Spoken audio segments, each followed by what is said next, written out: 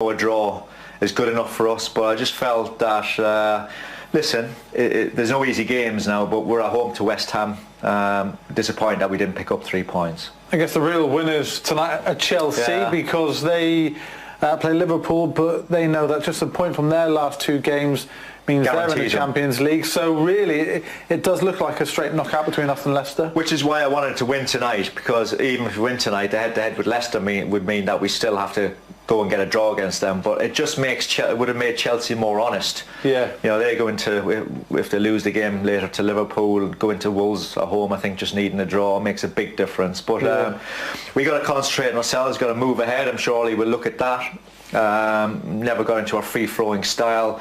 There was periods in the game where we looked like we could create something, but it didn't really materialise, and we were just a bit sloppy in our passing, a bit slow in our passing, and I think that's probably down to tiredness more than anything else. Yeah, so the final day of the season, huge for both ourselves, for Leicester, and for Chelsea as well, and Wolves still trying to get into Europe, so it's going to be a fascinating end to the season, as we expected. Okay, let's get the post-match thoughts of our commentators, Ben Thornley and Stuart Gardner. So United move into the top 4 with just 1 game to go. Haven't been there since September, so good timing, but their fate is going to be decided at Leicester on Sunday afternoon. Mikel Antonio giving West Ham a lead here with a penalty right on the stroke of half-time. Handball in the area from Paul Pogba. VAR picked it up. Penalty kick. United did roar back in the second half. A great finish. Mason Greenwood, a lovely link-up play involving Anthony Martial. Got his 17th goal of the season. No teenager has ever scored more in a single season for Manchester United. But they couldn't find a way past a very resolute West Ham side, and indeed, credit to De Gea for making a fabulous save from Bowen. I think a draw was actually probably fair, wasn't it, Ben, in the end? Again, a little bit like when we were here the other week against Southampton. I think that the way West Ham set the stall out, I thought they defended extremely well. They were very well organised. They actually played some good football in the middle of the park with Noble and with the very impressive Declan Rice, it had to be said. And from, you know, a couple of occasions they did bring out some decent saves from David De Gea, most notably the one you've just mentioned from Jared Bowen. That was because United got into the stage where they were giving the ball away, they were playing square passes that were being cut out, they were playing passes that were being read easily by the West Ham players, but the one little bit of brilliant football United did play resulted in the goal, and we've got to take the positives out of it. From where we were back in January, we're still in with a shout, and it was a really, really good goal, and we are still unbeaten. There's the positives, and we've got to go to Leicester on Sunday and do a really, really good job. Here and now, we are in 3rd place, away to Leicester, who also want to make the top 4 on Sunday. It's going to be squeaky, you know what time, isn't it, at the King Power Stadium? It is. On Sunday. But it's finished here. Manchester United 1, West Ham 1. So they are the thoughts of Stuart and Ben. Well, Danny, what did you make of that performance? Yeah, I thought it was laboured at times. You know, the one piece of quality that we were looking for at half-time came through Martial and Mason. I mean, the goal was fantastic. But I just thought, yeah, it was laboured. I thought the concentration obviously wasn't very high. However, you know, there were the odd moment in time where we showed moments. But I just think the deflation comes from the run of form that we had over the 18 games, showing such a high standard.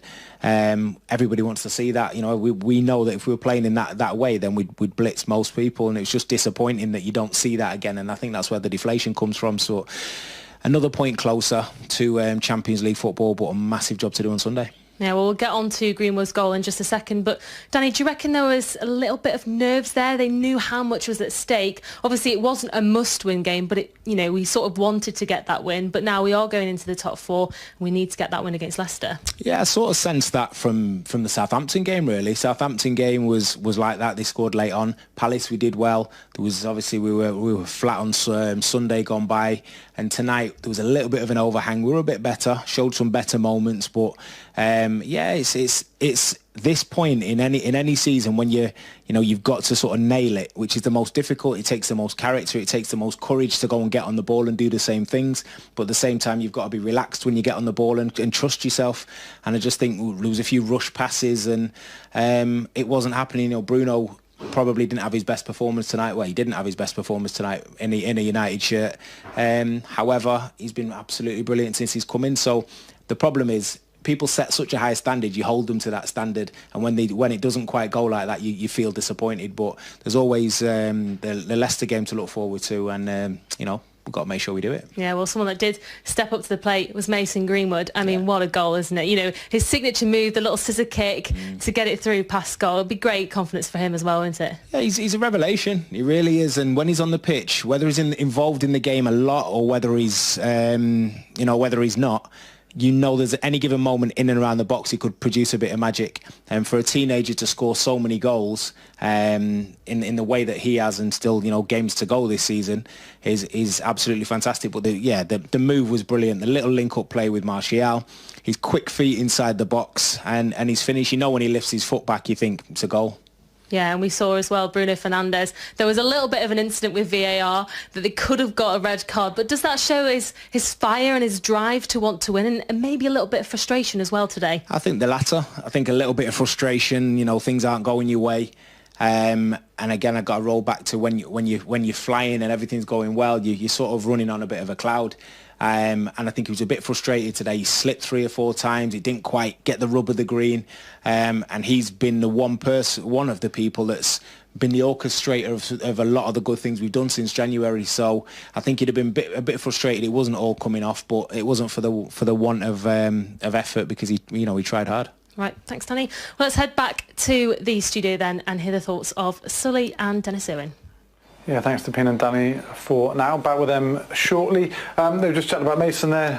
Yeah, what a goal again from Mason. What a strike. I mean, the link-up play was fantastic between him and Martial, but you get in that position, and first of all, he's going to hit the target, because you look at what he's done this year already.